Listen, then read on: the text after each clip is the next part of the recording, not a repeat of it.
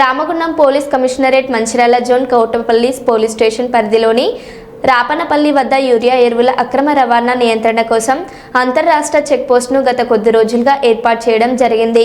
ఉన్నతాధికారుల సందర్శనలో భాగంగా Ramagundam police commissionerate Amber Kishore Jha Mancherial collector Kumar దీపక్తో కలిసి సందర్శించి అక్కడ విధుల్లో ఉన్న సిబ్బంది అప్రమత్తంగా ఉంటూ ప్రతి వాహనాన్ని క్షుణ్ణంగా తనిఖీ చేయాలని సూచించారు. ఈ సందర్భంగా సిపి మాట్లాడారు.